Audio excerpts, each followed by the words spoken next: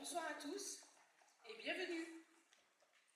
Bienvenue à vous les bénévoles de Jalmalve qui arrivez des 4 coins de la France et particulièrement à ceux qui nous ont accueillis en mai dernier à Gap.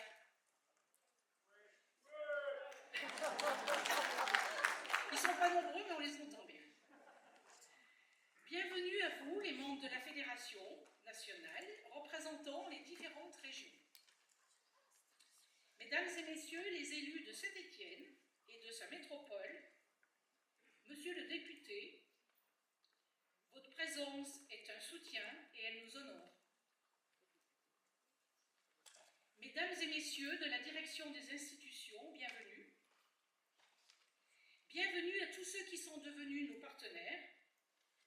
Bienvenue, mesdames et messieurs les intervenants. Un grand merci pour avoir répondu de suite à notre invitation.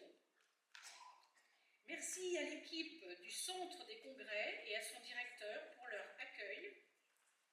Voilà, nous sommes dans un site historique qu'était Manufrance. L'association laïque Jalmalve, jusqu'à la mort, accompagner la vie, de Saint-Étienne a 33 ans.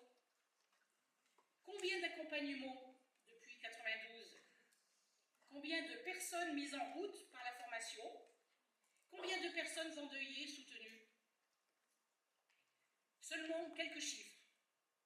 À Saint-Étienne et à sa périphérie, en 2024, 70 bénévoles ont effectué 6900 visites, ont accompagné 1300 personnes pour un total de 6500 heures.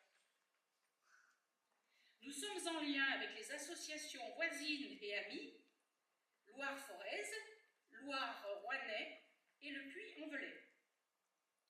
En France, il existe 71 associations, 1500 accompagnants qui ont honoré 80 000 visites en 2024. Et à Saint-Étienne, il y eut déjà un congrès. C'était en 1994.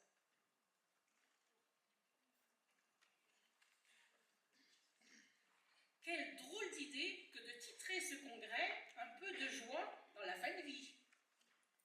Comment conjuguer accompagnement des personnes en fin de vie et joie? Voici les raisons de ce titre. La première raison, c'est la lecture d'une des formidables revues Jalmalve qui traitait de la joie en soins palliatifs. À cette lecture, nous nous retrouvions à chaque chapitre. La seconde raison, c'est que lorsque nous avons candidaté pour ce congrès, nous étions en juin 2023, tout juste sortis de la période Covid, qui nous avait beaucoup marqués, et où la mort était rapportée à un comptage journalier. Tous les processus du deuil en furent impactés, et nous avions tous besoin de retrouver un peu de joie. Une autre raison, c'est l'incompréhension de bon nombre de personnes autour de nous quant à notre bénévolat. Mais pourquoi tu fais ça? T'es déprimé? Cela ne sert à rien. Les mourants, ils ont leur famille. Ce que tu fais, jamais je pourrais le faire parce que ce n'est pas très marrant. Et puis, il y a les médecins qui sont là. Viens plutôt avec nous sur les chemins de Saint-Jacques ou au cours de danse du lundi matin. C'est vrai, je vous l'accorde. Marcher et devenir champion sur sentier ou danser la salsa avec son voisin, c'est plus fun, plus motivant et c'est très bon pour la santé. Par contre, accompagner les personnes en fin de vie, cela est souvent très agréable. Souvent nous rions, nous tâtonnons et nous nous étonnons et c'est aussi très bon pour la santé mentale.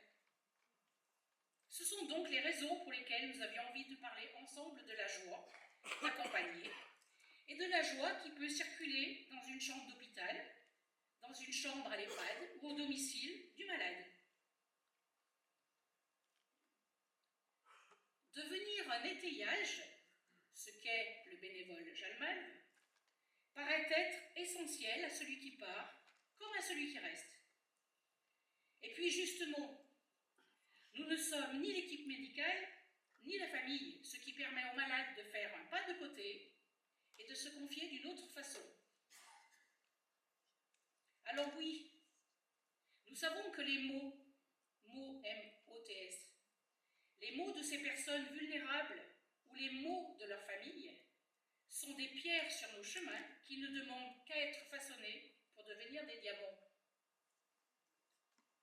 Nous savons que lorsque nous repartons de l'hôpital ou de la maison de retraite, nous sommes chargés d'un bagage plein de perles de vie. Nous savons que la maladie et l'approche de la mort réveillent une sensibilité souvent endormie et que tout devient plus émouvant et amplifie les sensations et les émotions. Nous savons que nous sommes plongés dans le vif de la vie et que nous tutoyons un autre pan de l'existence. Nous savons que nous avons apporté un peu de paix, que nous honorons la vie finissante dans la singularité d'une personne, que nous avons rejoint son vécu, l'enjeu étant de faire exister un ici et maintenant qui est densifié par la proximité de la mort. Nous sommes tout simplement là. Nous offrons notre présence et notre écoute dans ce moment unique, essentiel, intime, qu'est la survenue de la mort dans un temps plus ou moins proche. Nous allons être édifiés sur ce sujet qu'est la joie d'accompagner par des professionnels de l'accompagnement. Nous allons observer cette joie dans tous ses contours. Est-elle passagère? Est-elle futile? Est-elle constructive? Est-elle nécessaire pour continuer? Est-elle visible ou au contraire intérieure? Et est-elle communicable? Ce soir, nous aborderons ce thème du côté de la philosophie, de la spiritualité et de l'éthique médicale. Demain, nous l'aborderons du côté psychologique, puis nous serons immergés dans un service de soins palliatifs avant de nous fondre dans la vie d'un EHPAD. Chers congressistes, nous espérons que vous vous sentirez bien, car notre idée première était que nous voulions votre bien-être, vous qui apportez ce bien-être tout au long de l'année aux plus vulnérables. Pour vous autres qui êtes venus ce soir, vous êtes nombreux et cela nous réjouit et nous vous en remercions. Vous donc qui êtes venus voir, écouter, comprendre, vous qui vous intéressez de près ou de loin à l'association Jeanne Malve, nous voulons faire le pari que les mentalités peuvent évoluer et que ce passage vers un ailleurs se risquera à moins de tabous, à moins de non-dits, à plus de simplicité parce que la mort fait partie de la vie. Et c'est pour cela que demain, les portes de ce congrès vous seront ouvertes. Nous saisissons cette opportunité tant les besoins en bénévoles sont importants sur notre territoire. Ce congrès est un enjeu pour que l'on soit mieux connu et reconnu, pour davantage sensibiliser à cet accompagnement et pourquoi pas donner l'envie à certains d'oser tenter l'aventure.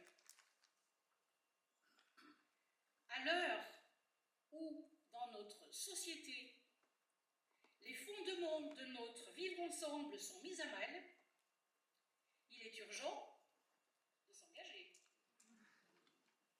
Il est urgent de s'engager. Pour finir, je voudrais dédier ce congrès à ceux qui nous ont inspirés et qui sont de l'autre côté du chemin.